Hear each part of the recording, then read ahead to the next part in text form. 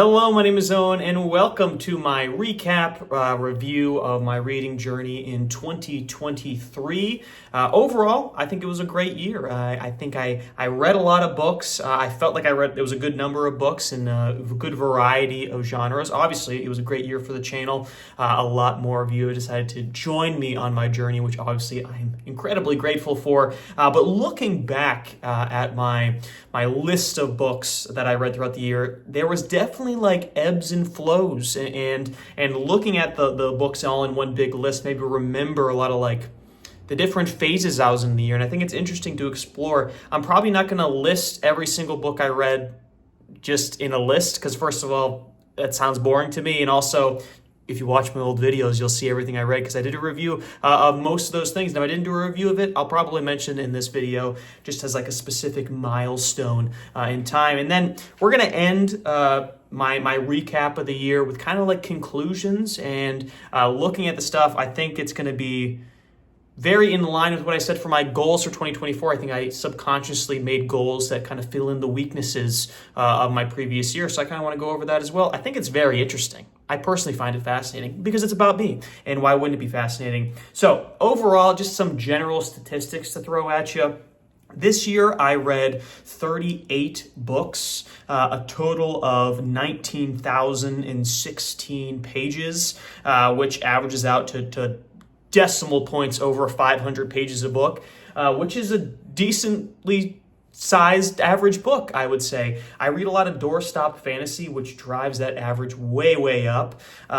In comparison to previous years, I did read less books than I read last year and less pages as well. I don't know what I was on in 2022, but I think reading a lot of I think the new Stormlight came out that year. I started reading Game of Thrones that year, and I think I was finishing my first read of Malazan that year, which all contributed to my crazy page numbers. I think I was in like the 20,000s, like 23,000 or something like that for 2022. A little bit reduced this year, a little bit less books read overall, but I think that's played in part to kind of like some of the stuff I talk about in my weekly updates of like reading slumps. I felt like 2023 was a year where there's a lot more periods that I noticed where I didn't have the motivation to read, and I was like burning myself out. But overall, like I said, I'm proud with 38. I think that's a solid number, and I think 500 pages per book to read 38 books is impressive. I'm not your superstar booktuber. I understand who read 200, 300 page books. They're finishing books in a day, every single day. It's like, it's craziness how people can do that. I'm not one of those people. I feel like I'm more on the average reader in terms of reading speed, how much I read. I mean, in terms of like the general population, I definitely read a lot more than the average person. But in terms of like readers, I think I'm in the middle of the pack. And you know what? That's completely okay, because I'm sure a lot of you guys are in the middle of that pack too. But let's dive into some specifics of what I was reading. First things first, that 19,000 pages is kind of a lie because I ended up reading listening to 7 audiobooks this year. I think in all the years previous of my life, I think I read or listened to 2 audiobooks prior to this year. So that I did triple that number and one more in this past year. Because I listened to both of the Taylor Jenkins Reid books in audiobook, Lonesome Dove, The Alchemist, the first of the Farseer trilogy, the Colleen Hoover book, and then I believe there was one more. Can't think of it off the top of my head, but I did total it out. It ended up being 7. True Grit as well. I listened on to audiobook. But overall, I think that I did like some of the audiobooks. I thought they were really enjoyable. Obviously, Farseer trilogy was one of my favorite books that I read this past year, and I listened to the first one in the audiobook. However, going into 2024, I don't think that's something I'm going to strive for. I'm not seeking out any audiobooks, mostly because of my last experience reading the Stephen King book, 11/22/63. I just couldn't get through it. It was such a long book, and audiobook format just didn't jive with me, and it really left a bad taste in my mouth, not because of the performance or anything like that, but it just was a moment where I thought that it was more the style of how it was being presented rather than the content of the story that was hindering my experience. So I DNF'd it. So I'm a little bit hesitant to any books that I want to read to listen to them in audiobooks. I don't want that to be tampered or hindered by just being an audiobook format. Not saying I won't listen to any, but I would be surprised if I listened to 7 audiobooks in 2024. maybe it's not just not for me. Maybe I'm a coward and I could probably find some short books that'll be really nice audiobook reads. But also on Libby, if you're renting them, it's kind of harder to find. Not every book you want to read is an audiobook format. Sometimes they're harder to get. I don't know, but 7 audiobooks, that is impressive for me, for someone who's not a big audiobook guy. Moving in more specifically to just like the beginning of the year, what I was reading, before we get into specific genres, I just think it was interesting because I'm kind of doing what I did this year, last year, in terms of like finishing up some series. This year I'm finishing up Live Ship. Last year around this time I was finishing up Game of Thrones with Dance of Dragons. But then I also went into kind of like a reading frenzy in January of last year, I noticed. And I'm kind of in the same now, although I have a different strategy. I'll probably go into that a little bit later. Last year in January, I think I read 5 books. 2 of them were rereads of like the Charlie Higson, I think it's the Enemy series, kind of like zombie apocalypse, YA, kids, the adults turn to zombies. A lot of fun to read, but I remember I read 2 of those books in like 3 days, which is absolutely insane. And then I read the Matthew McConaughey thing. I finished Game of Thrones, and I read a Daphne du Maurier book all in the first month of the year. Something about the turn of the new year just really fuels my reading juices. That pace was not sustained, obviously, because I think I averaged out just a little over 3 books a month. But I think it's interesting that the start of the new year kind of like fuels that journey, because I have been reading a lot this year, but the bouncing around as much hasn't quite occurred the same way. And in terms of those like rereading the YA books, those are also really easy reads. And also another side I have here, 5 books this year of my 38 were rereads. So those are the 3 Malazan books and those 2 YA. In terms of rereads looking into this next year, I know I'm bouncing all over the place. Are we talking about last year? Are we talking about this year? You know what? I live in the present, right? Which means I use the past to inform the future. And you just got to deal with it. I don't plan on doing as much rereading of books this year. Obviously, I'm doing my Malazan reread, so I'm working through that. But my pace of rereads has slowed way down. You guys will know that I read the first 3 Malazan books, reread them rather, in like 3 months, and then I've been reading the 4th one for almost 4 months now. So I expect I'll probably get through 3 or 4 this month, or this year rather, and then I don't have any other rereads planned. I just got too much new stuff to read. I don't have time to look backwards, guys. I'm all about forward thinking, but like I said, I live in the present. I'm forward thinking, I'm really wise in the past, but I live in the present, which makes me the perfect human. But now let's go into specific genres. I read 6 nonfiction books this year, which is impressive because not a lot of people read any nonfiction. I kind of use nonfiction as like palate cleansers. And I kind of delved, this is kind of interesting as well, because I would think that when I say like, I read nonfiction, what do you read mostly? History. I only read 1 history book this year. It was The Plantagenets by Dan Jones. But then I read 2 finance books, 1 kind of self-helpy book in terms of the Comfort Crisis by Michael Easter, which I absolutely loved. Then I read the Matthew McConaughey autobiography, and then I read Cultish, that book about cults and like the language of cults. It was a very fascinating book. I really liked all of those ones. The finance ones, they're kind of hit or miss, and it's a very niche interest of mine, so it's hard to determine what's good and what's bad. The 2 I read, they were fine, I guess, but Comfort Crisis was definitely a standout, and also the Matthew McConaughey book. It's so weird to me that I read that. I literally forgot I read it until I was looking at my list. Surprisingly good. It just sounds like his voice when you're reading the words, and I'm sure that audiobook is fantastic.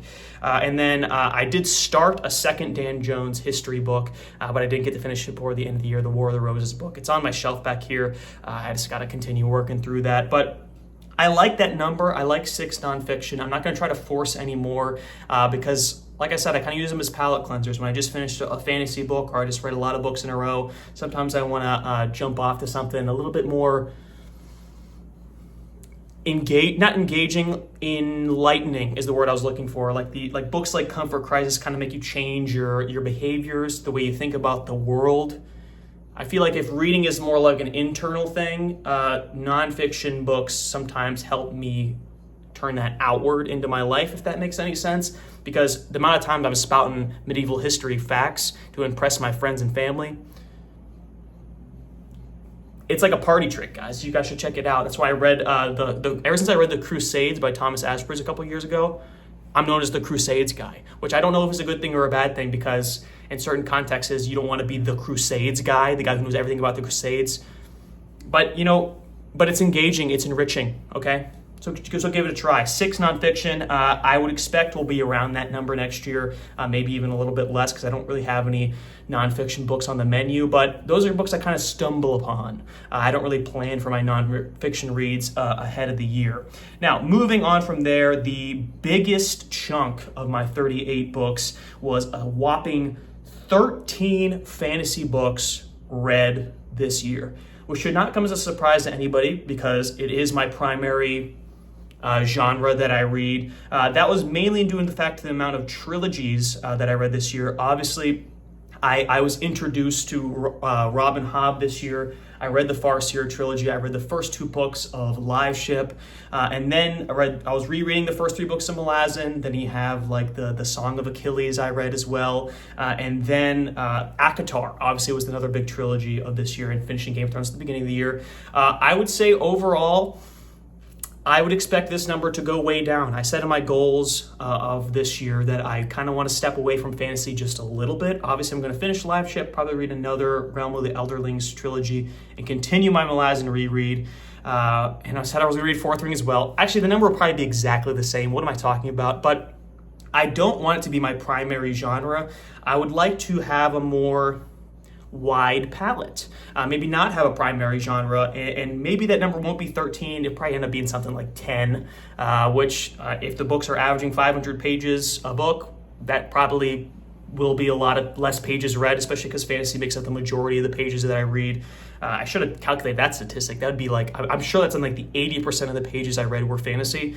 But there was kind of some sub-genres melted in there, which kind of makes it more palatable. Malazan, I feel like, is a little bit more philosophical, a little bit more like, I don't know, how big events change cultures and worlds. It's kind of like big brain stuff. Live Ship, Robin Hobb is slice of life character stuff. And then ACOTAR is kind of like romancy, as well as like Song of Achilles was the same way. A little bit of romance sprinkled in there. So we're really exploring like the subgenres of fantasy, but just in general, I'd like to read more stuff set in the real world this next year, just because I don't do it currently. Moving on from there, just some small other things. I read 2 Westerns this year, which I've never read a Western, Lonesome Dove and True Grit. Lonesome Dove I thought was amazing, incredible slice of life Western, and True Grit I thought was fine. I didn't particularly enjoy it as much as I thought that I would, but in terms of Lonesome Dove, and I just said the same thing about Farseer and Robin Hobb in general, this is the year I really started to come attuned to the specific types of books that I like, slice of life, slower paced, which also I feel like came into East of Eden at the end of the year. I really, and it's not just character, like slow character type books, but just books where they let you sit in it for a little bit.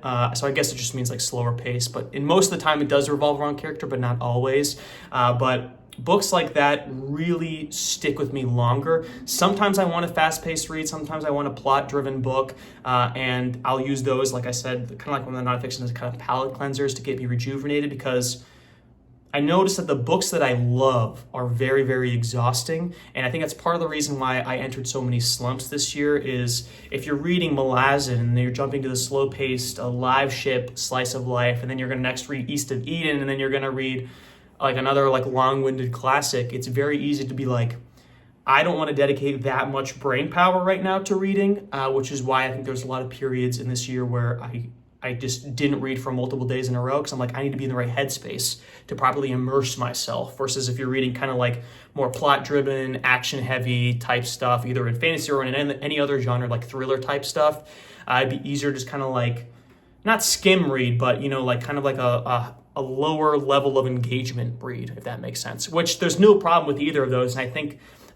that's another lesson that I learned this year, is that sometimes I need those quicker paced reads. And I already started this year. I didn't really release the review yet, but I already kind of read one of those more plot driven, fast paced type books. And I enjoyed it. I thought it was a nice change of pace from what I normally read. But I just thought that was interesting. And then I don't know if I said so, but 2 Westerns, 2 sci-fi books as well. Another genre I really don't dive into, despite how close it is to fantasy. I read Hitchhikers, and then I also read, what was that other sci-fi book that I read? I know it was on the list, but I just can't remember it right off the top of my head. Overall, it's not a genre I'm especially drawn to. I did read Asimov 2 years ago, and I really liked End of Eternity. And I read Dune, I think, also 2 years ago. So maybe I'm just on a pace for 2 sci-fi books a year.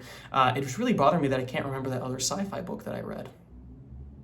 Guys, let's think about it together, can we? No, I'm not. It's not that big of a deal. I just only wrote that stat down because I just thought it was interesting how sci-fi hasn't something that gripped me, especially since I'm a big Star Wars fan. And every once in a while, I just get the urge to read like the Star Wars novels because I think it'd be really interesting. But that being said, it's still not something that drags me to it, especially as I'm trying to like move away from fantasy a little bit. I don't really want to get caught into another like ultra conceptual type genre, but that was just too sci-fi. Everything else that wasn't a part of those numbers, I don't know what they would be. This is like a whole other subgenre, just like more real world stuff, some classics sprinkled in there, like more thriller stuff, like kind of like Daphne du Maurier.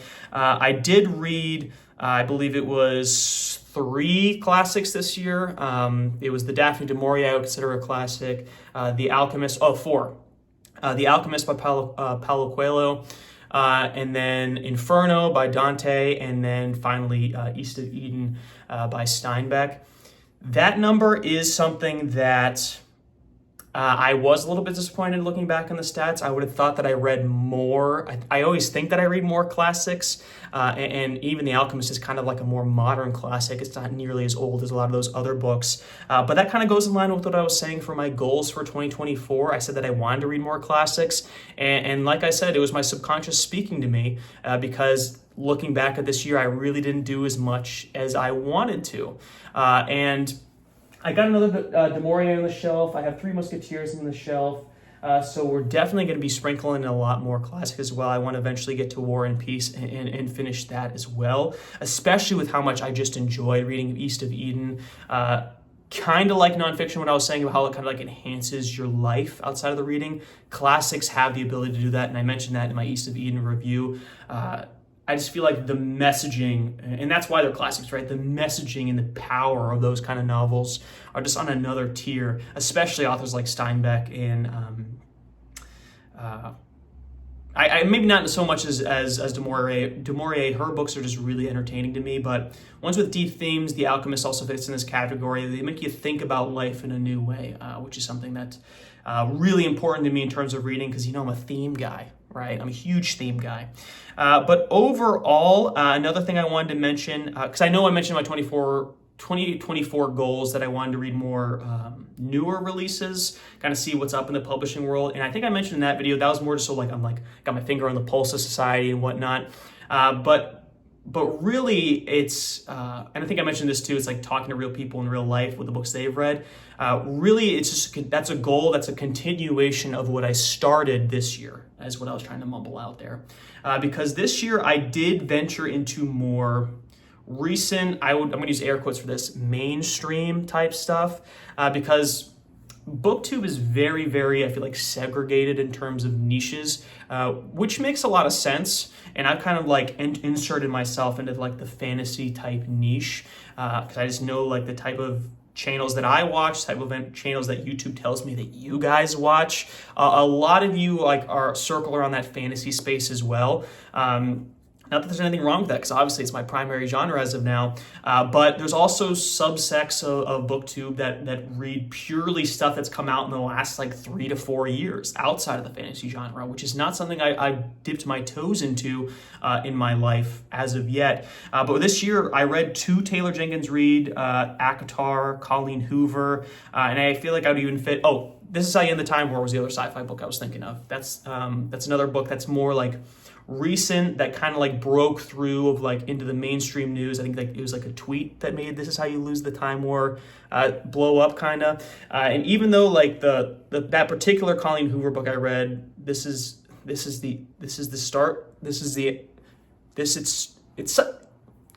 ends with us. It ends with us. That's what the name of the book was. I couldn't remember it. That one, the Taylor Jenkins Reid books, not her newest work, but she's still a very, very popular modern author in the last couple of years.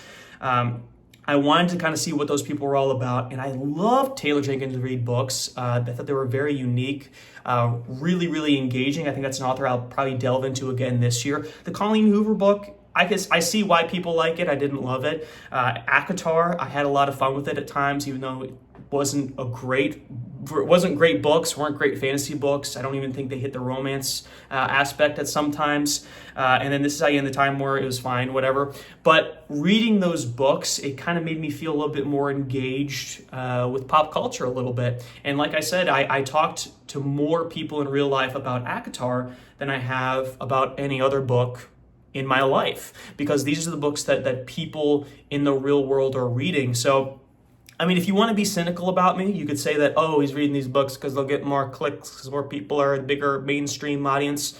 And sure, maybe, potentially. I haven't seen those results yet, but really I just kind of want to get a wider net on what I'm reading and what society is reading. And I don't want to pick them apart, but I kind of want to see like if they're good and what they're lacking, maybe compared to these older classics. Because I know I said that in my goal is that I want to read the old and I want to read the new at the same time. I think that might be a good dichotomy. And I guess my main goal is if I could one day stumble upon the next classic that like 40, 50 years from now, I'd be like, this book that came out in 2024 is a classic. If I could somehow stumble upon that, and I highly, highly doubt, and this will be a video in the future because I bought a lot of Barnes & Noble recommended books in the last few weeks. This is my crazy prediction. It has nothing to do with 2023, by the way. My prediction is that if a classic comes out in the 2020s, it will not be a book that Barnes & Noble put as their book of the month. Because I just feel like that's not how the book industry works right now. But that being said, if that's the cynical side, the optimistic side is these books are never as bad as people fear they are. The sirens are on my end, by the way, because it's the Barnes & Noble police. They just heard me insult them, and they're coming my way. I'm actually going to cut because it's getting really loud. And we're back. What I was saying was, if that's the more cynical side, that the classic won't be in the Barnes & Noble recommended. On the flip side, these books, in my experience this past year, have never been as bad as the internet would want you to believe. That those who like go against the mainstream, ACOTAR isn't nearly as bad as people say. Even like if you're an intense fan of fantasy, can you find complaints for it? Absolutely, you can find complaints for it. But you have to adopt a really cynical mindset to find nothing redeemable about these books. And sometimes that just means like you're going into it more for entertainment rather than for like enriching, which is a valid criticism if you're not finding something enriching from a book. But of all those books I mentioned of more like recent popular authors and more recent books, I found something of value in every single one of them, which leads me to believe that these type of like book talk books, or the books that Barnes & Noble were presenting, aren't all bad. It's not all cynical, money driven, partially, obviously, because everything is at the end of the day. But I want to continue on this journey and look through these recommended books, the more recent releases, and find something that is of interest to me. I'm not going to read everything they pop up on the shelves because nobody has time for that, and I want to spend some time enjoying what I read. Hopefully I enjoy everything that I read in the upcoming year, but I just think it was interesting that this was kind of like a passive experiment this past year, reading more recent stuff, and I think that at the end of the day, it was a success. If I was to make any predictions about what my numbers would look like in 2024, something about the air, maybe it's just my January optimism, something makes me think that I'm going to read a lot more than 38 books in 2024. However, on the flip side of that, I think it'll be less pages maybe, or maybe a similar amount of pages because of me going away from fantasy and maybe reading potentially shorter books. That hasn't been the case so far, but we'll see. Let me know in the comments below either what you think about what the heck I just said for 23 minutes. And then on the flip side of that, what is your reflection upon 2023? Is there anything you think that you did wrong? Because listen, we all know you make mistakes. And is there anything you'd like to improve looking forward into the next year? Maybe not specific types of books, because I know I ask you guys that all the time, what you're currently reading, but like, do you have a different strategy? I know I said in my goals too, I want to read like one book at a time, like really focus my energy on one at a time, stuff like that. It's like strategies, tips, types of genres you're leaning to, where you're getting recommendations from, because maybe you listen to too much me and you're reading too much Robin Hobb, because that's all I talk about. But it's interesting. I also, like I said 1,000 times, I want to start taking recommendations from you guys as well. Not only because you have similar tastes as me, because I feel like sometimes you guys have different tastes than me. And a lot of the books you guys rattle off in the comments that you're currently reading, I have no idea what you're talking about. Never heard of them. And I need like a external factor driving me to pick up what you guys are recommending. So we'll kind of make it like a fun, engaging, back and forth type thing. But be sure to like and subscribe if you like the video and you want to see more like it in the future. I know I've said it before, but I hope everybody has a happy, happy new year. And as always, thanks for sticking around.